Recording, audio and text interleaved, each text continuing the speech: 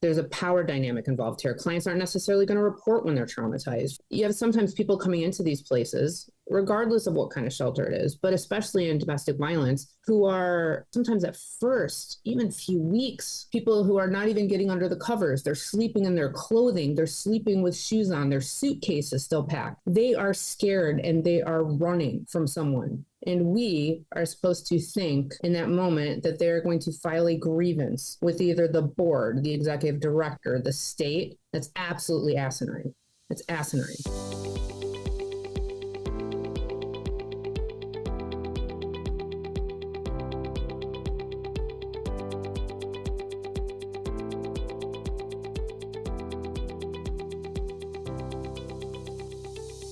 Hi, everybody. Welcome back to Sexual Assault Survivor Stories, the SAS podcast.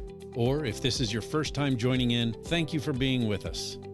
This podcast is a safe space for victims and survivors of rape and sexual assault to share their stories and connect with others who've been through similar experiences. I believe that sharing our stories is the first step to healing, and my hope is that the SAS podcast will help victims and survivors feel less alone and more empowered. I'm your host, Dave Markel, coming to you from the Pod Vlog studio in St. George, Utah, and I'm here each week to provide a platform for victims and survivors to tell their story and for experts and professionals to offer insights and information to help us all on our healing path and to provide an education on being trauma-informed in order to help bring justice to victims and survivors of rape or sexual assault.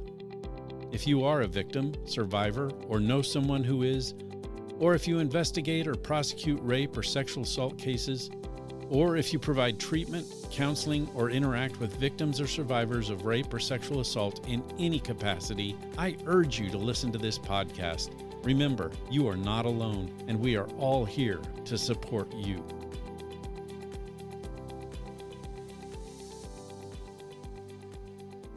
Hello, everyone. Welcome back to Sexual Assault Survivor Stories, the SAS podcast. This is episode 99, and this week I'm happy to welcome back to this show Nicole Florisi. Nicole has been on this show several times now. Currently, she's an educator and trainer with Force Science. She's also been the executive director of a domestic violence and sexual assault shelter. She holds a master's degree and is currently working toward her doctorate degree. Nicole has been a mental health therapist and is also a certified Arizona police officer working in a part-time capacity. In mid-July, Nicole reached out to me to bring an alarming situation to my attention and asked if I would be willing to bring her back on the show to discuss the unsettling information that she had been made aware of in order to bring the critical issue of shelter clientele safety to the forefront of our attention. Nicole had received some very concerning reports of maltreatment and abuses directed towards clients at a shelter, as well as unsafe living conditions at the shelter and the lack of critical services needed by the clientele residents. Nicole's goal in bringing this to the attention of the SAS audience is to heighten awareness, expose the abuses, and effect changes, not only for the particular shelter discussed in this episode, but any shelter where these types of abuses may be occurring. I felt it was critical for the SAS audience to be aware of this situation, as these issues are central concerns to any victim or survivor of interpersonal violence who may currently be in any type of shelter community or may find themselves in a shelter in the future. In this episode, Nicole and I discuss these issues and bring some important perspective to this critical topic. Here's Nicole. Nicole Florisi, welcome back to the Sex Assault Survivor Stories podcast. I am so glad to have you again.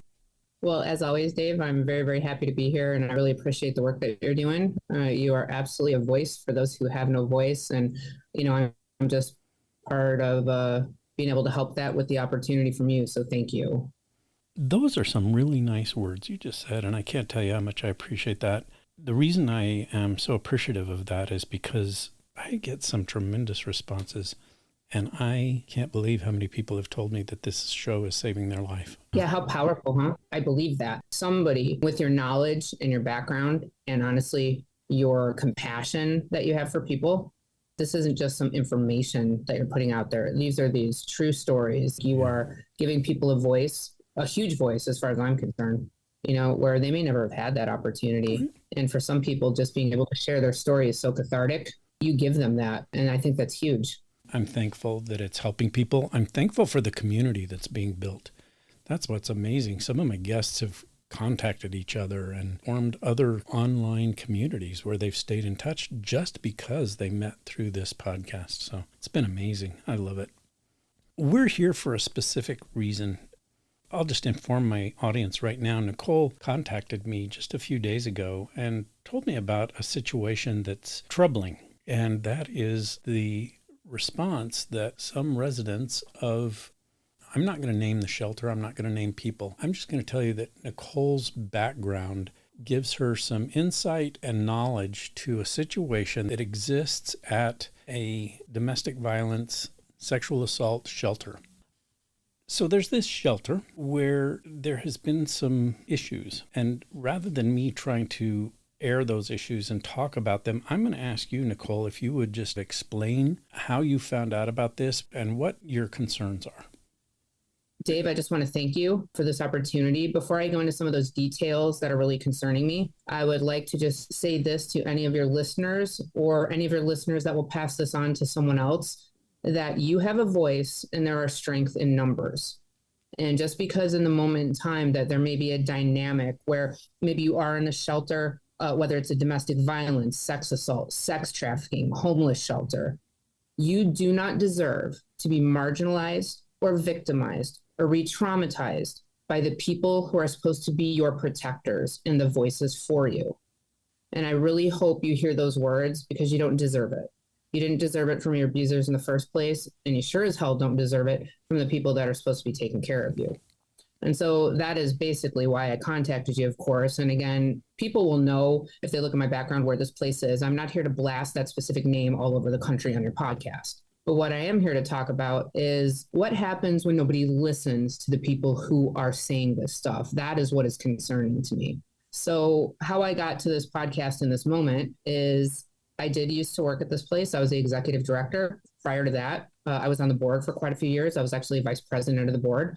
I was there for a couple of years, and this is not about me, but all I can tell you is when I first started there were some considerations we had to work through. Not everybody is well-versed in trauma-informed care and working with victims, right? People only know what they know. So there's huge education components in getting people to treat survivors in the manner they actually deserve, which is understanding all the subtleties of trauma and understanding what those behaviors look like and understanding that these abnormal responses are normal, all things considered. Sometimes it is aggression and irritability and mood instability and depression. And sure, some people are happier than others, right? But there's a whole lot of stuff that goes along with trauma. And the people experiencing that don't deserve to be traumatized by any type of staff who maybe, honestly, for the most basic reason of lack of education, but by God, also purposely and purposeful. And taking the voice away from someone. So I basically started hearing rumblings. I'd been gone for a couple of years. And I started hearing some rumblings in the community. I don't live in that community anymore, but I'm still a police officer in that area.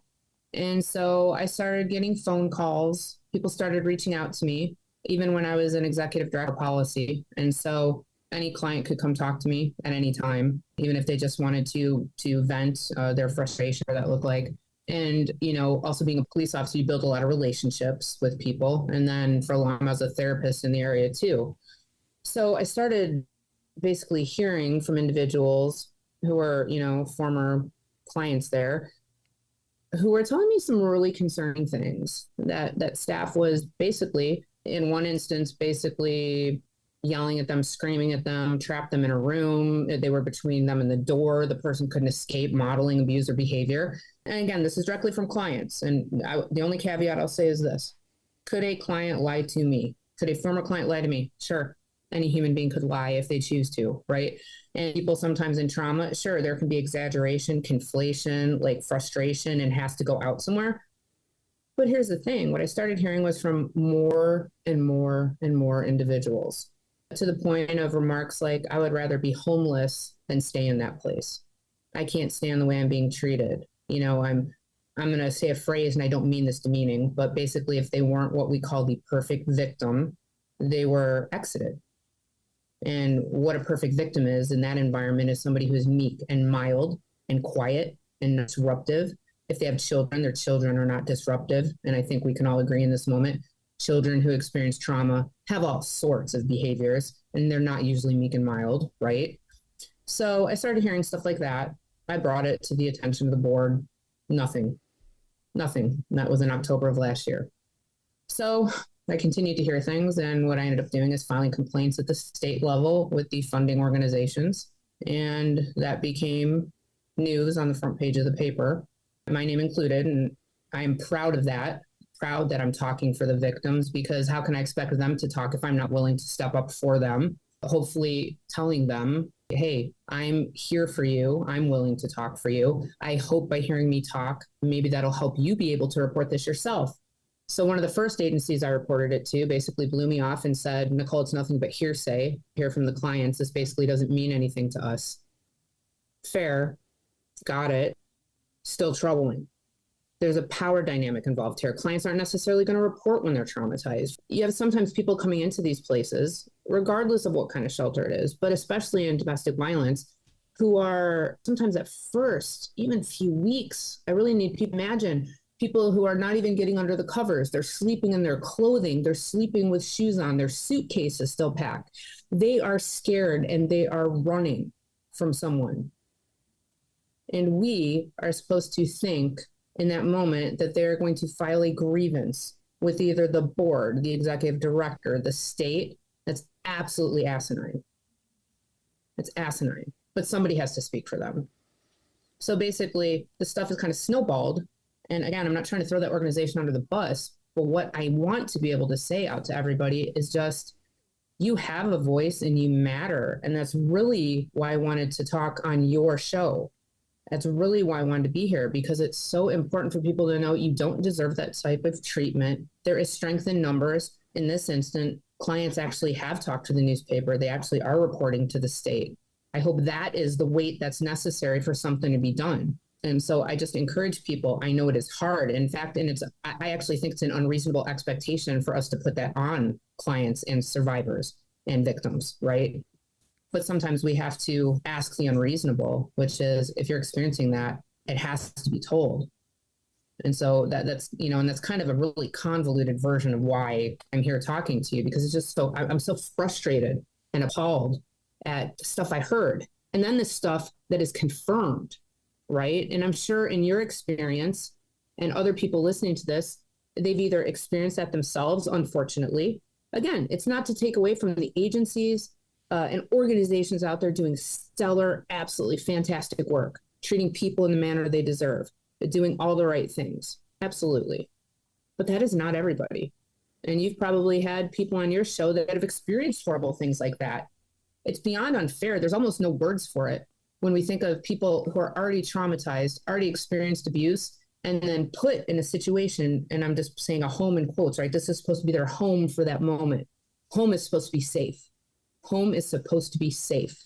And then to have the people, your protectors, the people who are supposed to be your voice, the people who are supposed to, in this moment, provide for you, become abusers and oppressors, it's unconscionable. Nicole, I'm going to confirm what you've just alluded to, and that I serendipitously have a former guest from this show. And I don't want to name her name because the last thing I want to do is present for her a situation that might worsen an already bad situation, but she is in the very conundrum that you're talking about. And she's talked to me about it. We've had discussions about it. And in fact, I did exactly what you've mentioned is next to impossible for a resident of one of these places to do, and that is complain to the state. And she said, yeah, right, sure. And I said, well, there is an organization that oversees shelters like you're talking about at a state level. Right.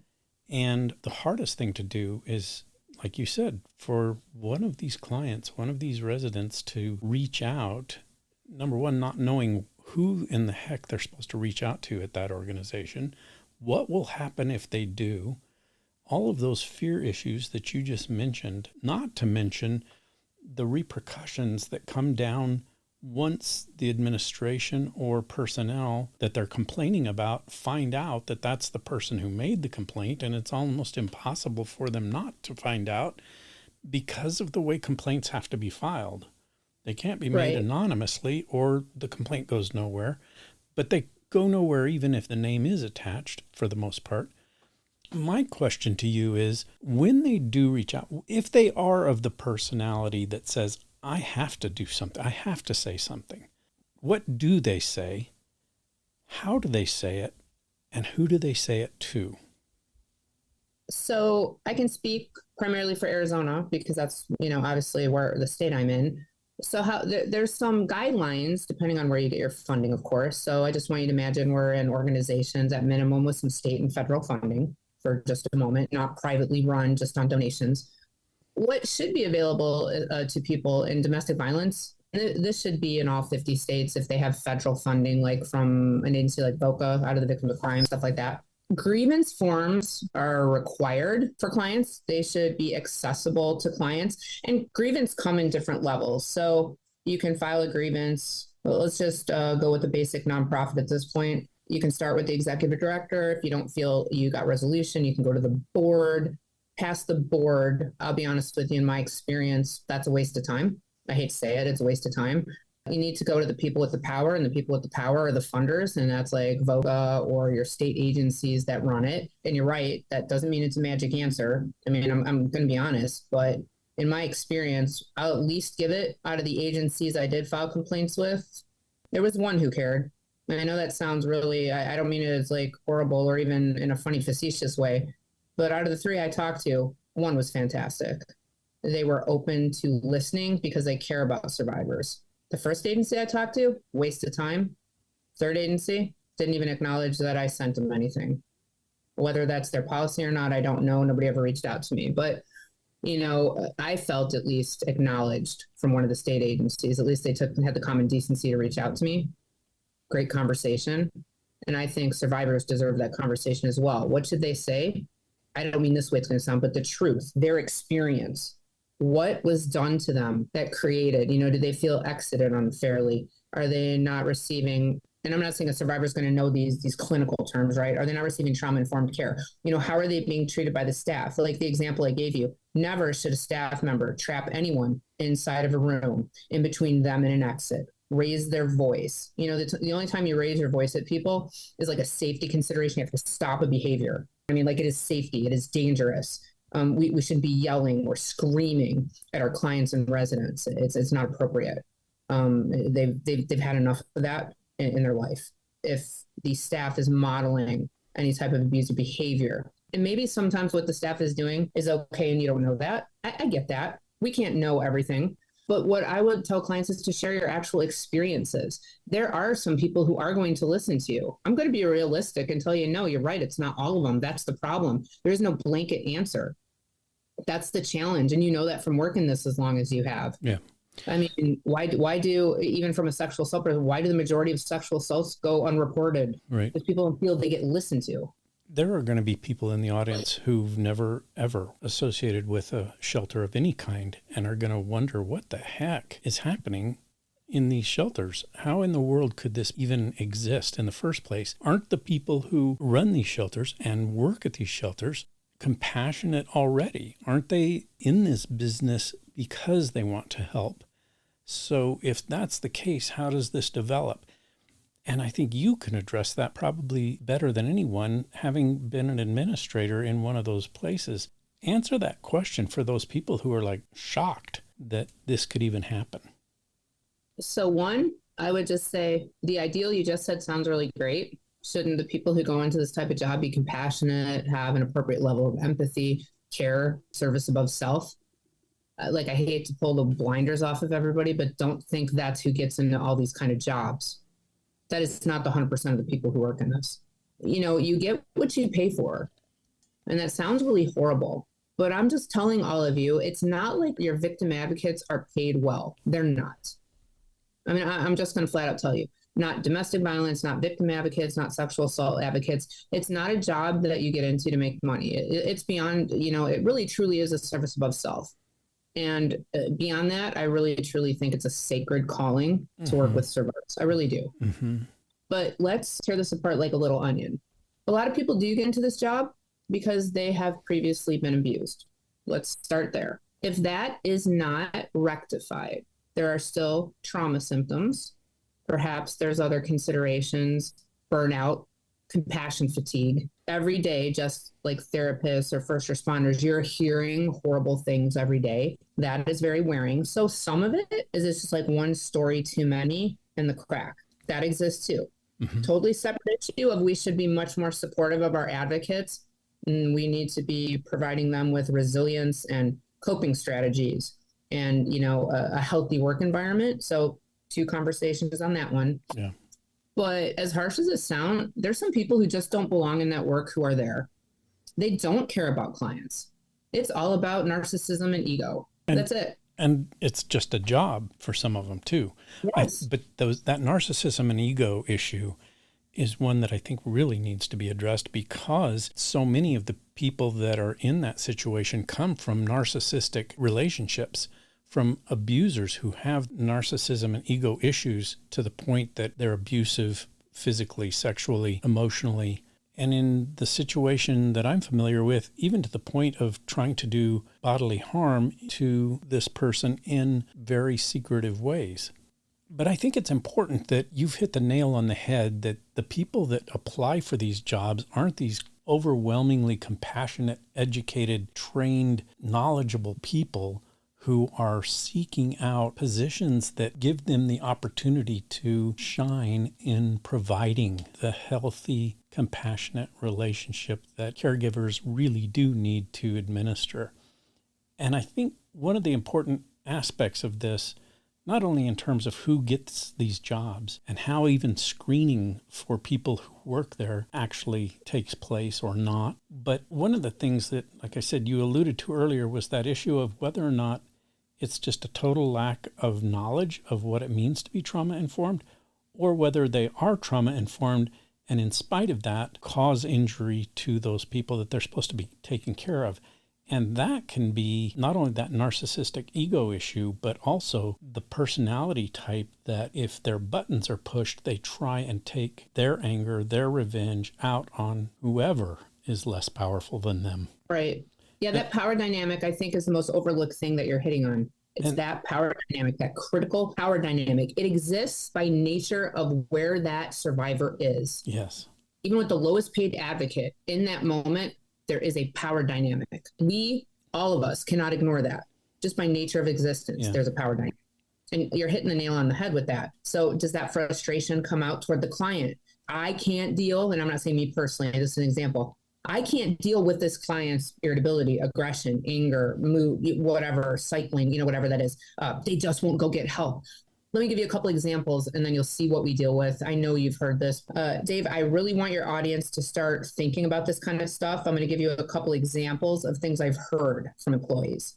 At Christmas time, one of the great things that we did is our donor base was fantastic. So for all the people that were in our shelter and a lot of our community outreach, our donors would be like, get me Christmas lists for what do these people want and what do kids want? And they would do their best to honestly get everything on that list to make them feel like they had a home and some hope during Christmas time. Now, our donors did far more than that, but Christmas was always very special. Yeah. And I had a staff member say one time, they think they can just come into this shelter. This is kind of a direct quote, so forgive my language, get their ass whooped some and then they get a free Christmas gift. And I said, really? I said a couple other things, but I'll frame basically what I said. I said, you think that any abuse that this person has experienced is worth a free Christmas gift?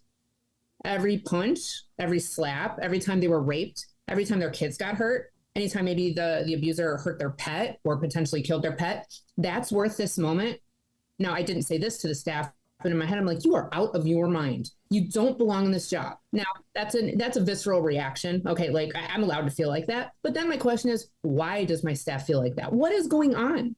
Yes. I had staff tell me, anybody who is still seeing their abuser while they're in the shelter doesn't deserve our help. You know what? If that person is still seeing their abuser, they need our help more than ever. Yeah. Wow. Right? Absolutely. You know what I'm saying? So, it's mind-blowing. That's what people don't really understand. I had a lady who had been working sexual assault groups for 4 years before I got there. In passing, one day says to me, she doesn't understand how a man can be raped. And you've been running sexual assault groups for 4 years? What harm have we been doing to people? What harm has been done to people. I know probably your audience has got to be like, this is a very discombobulated podcast. Like, what is going on?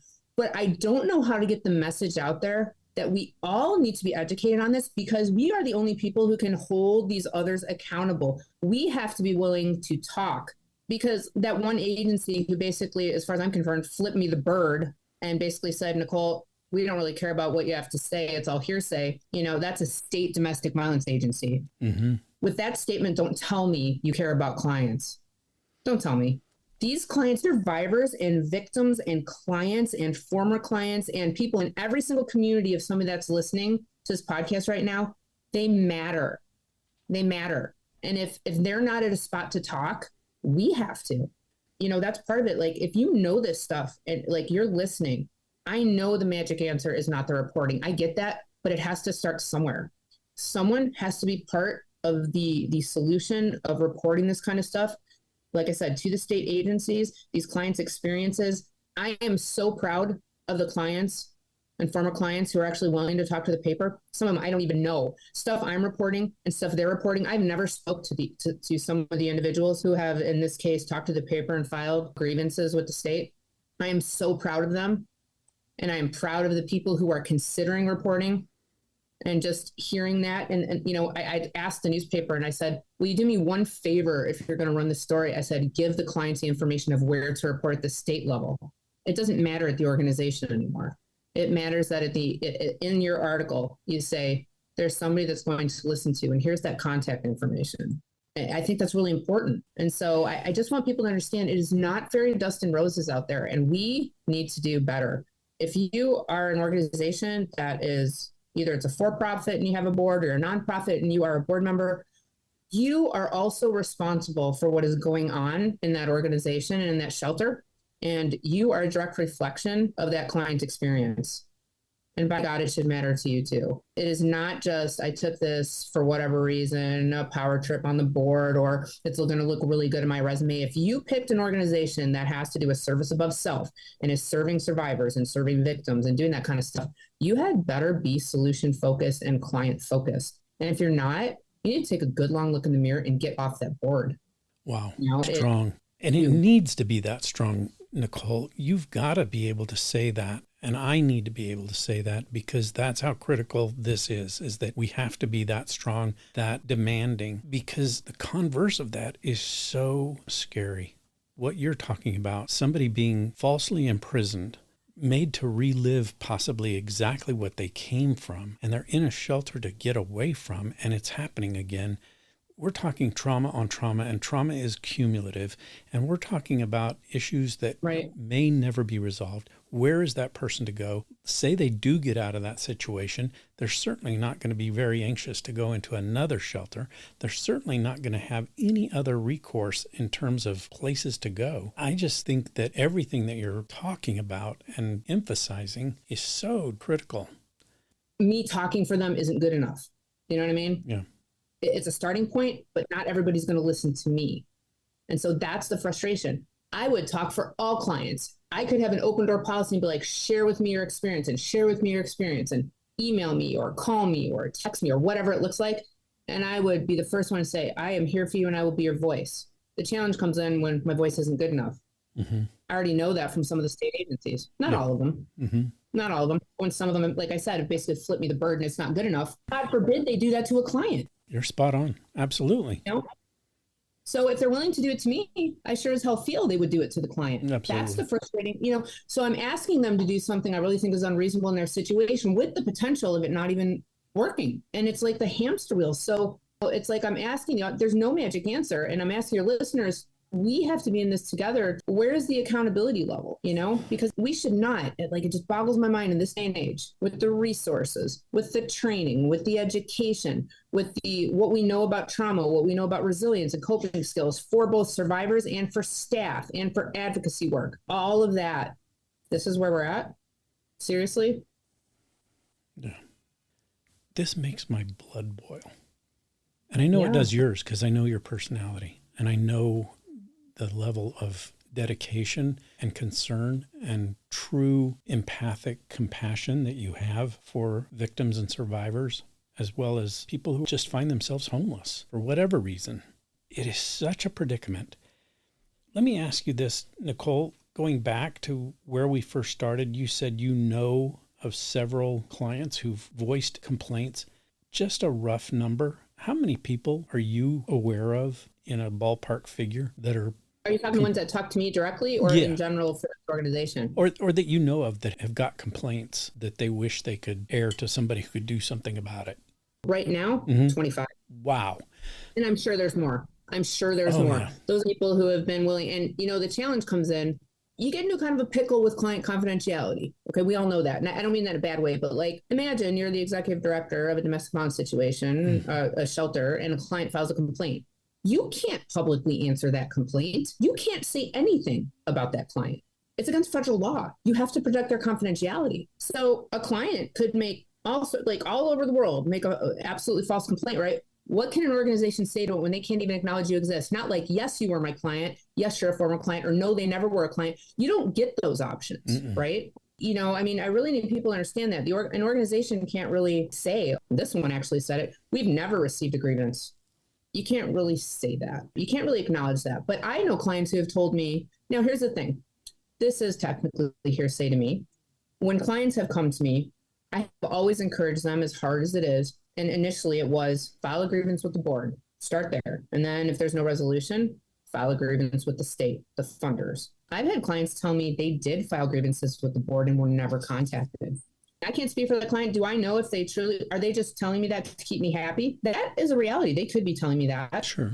Because they want to disappoint me, because they're like, okay, Nicole, you told me to do that, and that's a really good thing to do. There's still a power dynamic. I'm still a police officer. I'm a former therapist. I used to be the ED there. Maybe they're telling me that because that's what I want to hear. But I don't think it's all of them telling me what I want to hear. That's the thing. All of them aren't, the number who has told me, hey, I did this, or hey, I did that. Or, right now, listeners, imagine this. One of these clients who was willing to talk to the press got exited, got kicked out with children. We're all privately trying to keep her afloat out of our own pocket when there's an organization who should absolutely be doing this. Yep. We're putting her up in a hotel, taking care of the kids, trying to get her car running, like all that kind of stuff, paying for food when the damn organization kicked her out. Is going to the press recommended or not recommended then? That's the tough one. In this case, I'm just aghast that they would have kicked her out. I'm sure if they had to come up with an answer, it probably wouldn't be, of course, we'd never kick them out for going to the press. I'm just going to say bull crap. That's Nicole's personal opinion right now. The press gives it credence. It starts the ball rolling. I mean, that's what I'm saying. If they're willing to run with it, and in this case, they were very open to hearing client stories. This is my thing about the press in this instance, what I want to tell clients, this has strength in numbers thing. Because what I've now started hearing since the client stories are coming to light, other people saying, you're not going to believe how badly I was treated. And we can say, you have some recourse. You either have, it goes to the newspaper, because in the newspaper too, the funders have to start listening. It's out there. You don't get to ignore it anymore. You don't get to sweep it under the carpet. At minimum, you can't hide it. You can't hide it. And in this case, it was really interesting. And this is on social media, so I'm not going to go into it like every line, but I want you to imagine in this case, the story comes out, my state complaints, on the front page of the paper, organization comes down. They basically do a statement of deny, deny, deny. None of this is true. It's all misinformation. We would never do any of the stuff that these people are saying. Next day, clients are on the front page of the paper talking about their abuse. Former clients are talking about their abuse. So deny, deny, deny. You can deny me all day and say, oh, maybe Nicole is a disgruntled ex-employee. Maybe she just wants to talk crap about the organization. Okay, you can slap me off to the side. What are you going to do about the clients who are willing to talk? Exactly. I'm sure they're cease and desisting everybody. I'm sure they're doing that. I'm sure probably they'll try and do that to me. But then everybody that's listening to this has to ask themselves, are the clients next on that list? Yeah.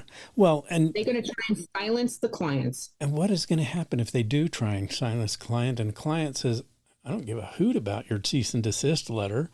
I'm not going to cease and desist. I'm going to keep doing what are you going to do? Sue me? I have nothing. Right.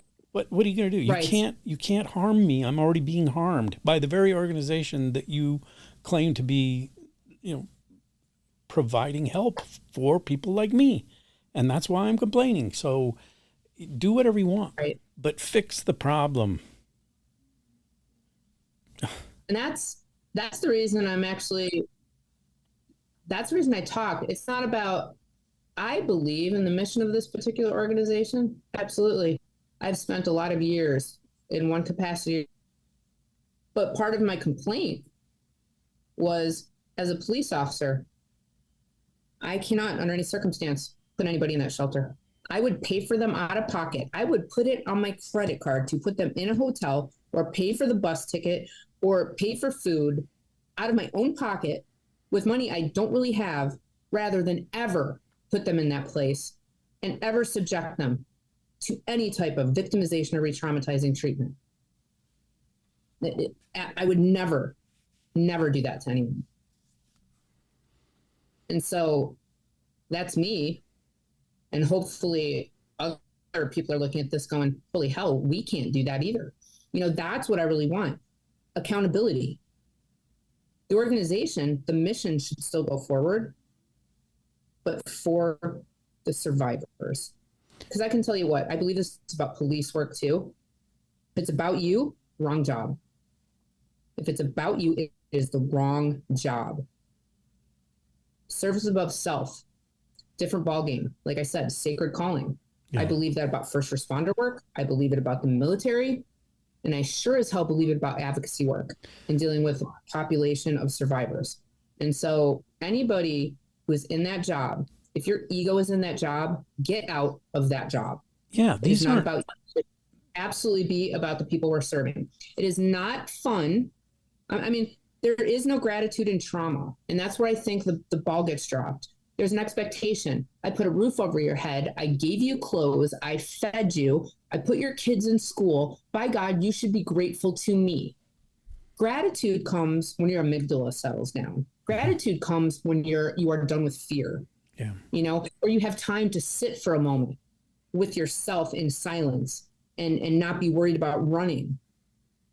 And so I think that's overlooked. And that's why I think part of that challenge comes in when we're looking, the organizations are looking what I call, again, unfortunately, I don't like the term, but the perfect victim, right? They want meek, mild, quiet, somebody who basically within their trauma, they're like scrubbing with a toothbrush, so they're cleaning everything, they're taking care of everything.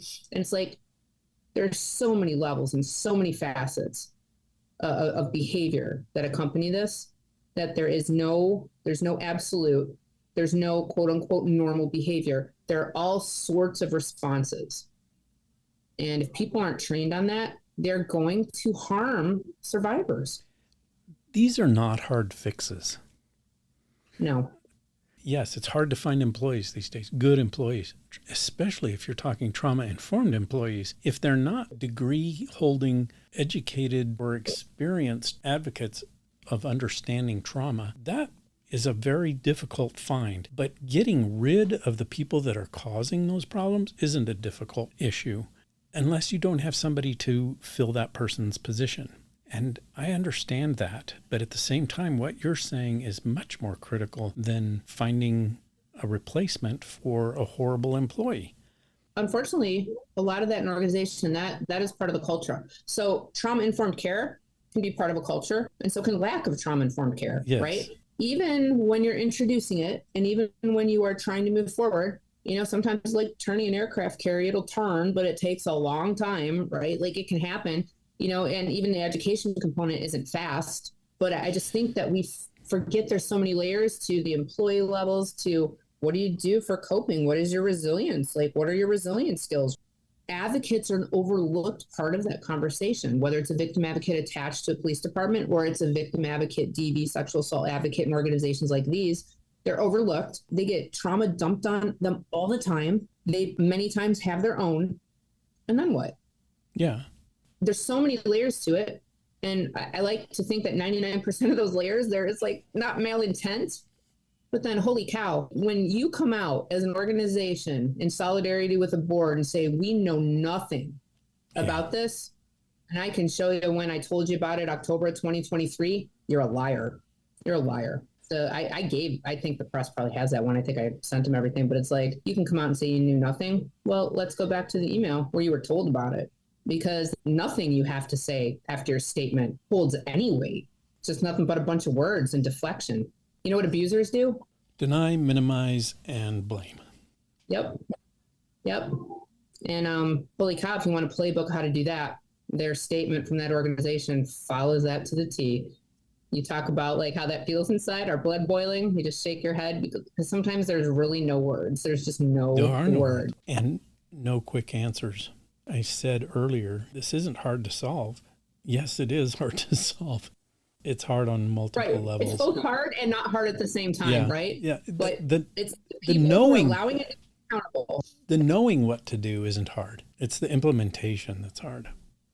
Yeah. I just want everybody listening, if you've experienced that, whether you're ready to make a complaint or not ready, I just want you to know that legitimately, me, Nicole, to any of you, like, I am so proud of you. Legitimately, I'm so proud of you.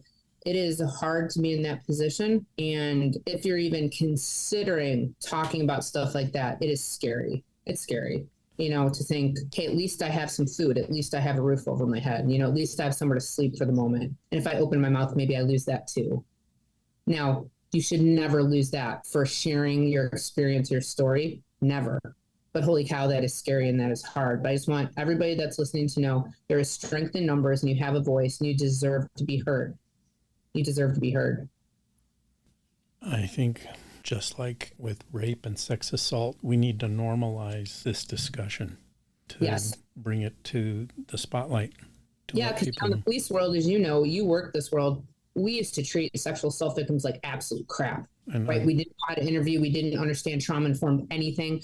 We're calling people liars because they can't remember crap in chronological order. Like we're just victimizing an already traumatized individual. Mm-hmm. And the goal is what? Hey, that is wrong and do better. Now that you know better, do better, right? Mm-hmm.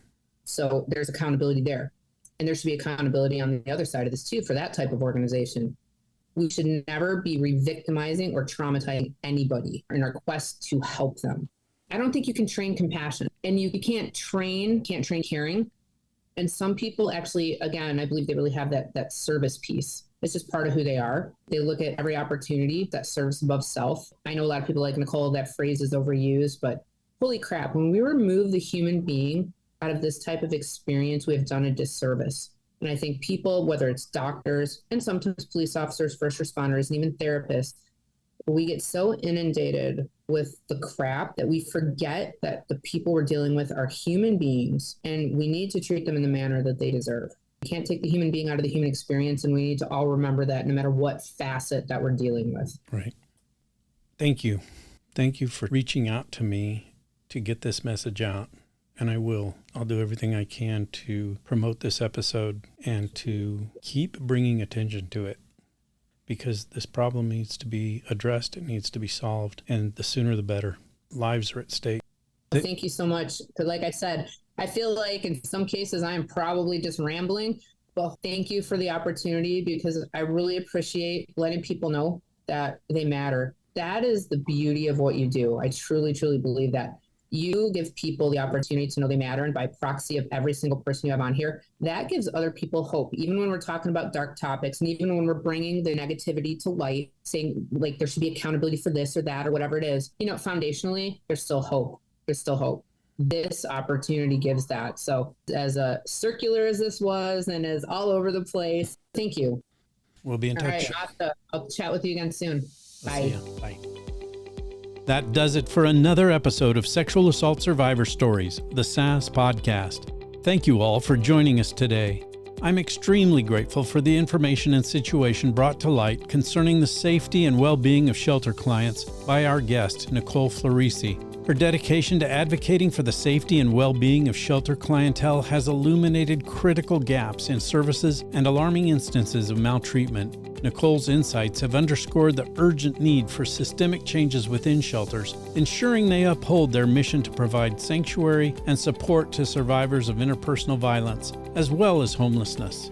It's through brave voices like Nicole's that we're able to shine a light on these issues, fostering an awareness and advocating for meaningful reforms. Nicole has provided an update on the current status of the situation of the shelter discussed in this episode, and I've posted that update verbatim in this week's episode notes. Please take the time to check out her update. As we conclude today's episode, I urge each of you to remain vigilant and proactive in supporting those in need within our communities. Together, we can work towards creating safer, more compassionate spaces for all survivors. I also want to encourage each of you to do your part to help bring justice to victims and survivors of rape, sexual assault, and other forms of interpersonal violence. A great way to do this is to start by believing. Check out the End Violence Against Women International website to find out more about what it means to start by believing, because we all know someone whose life has been impacted by rape or sexual assault.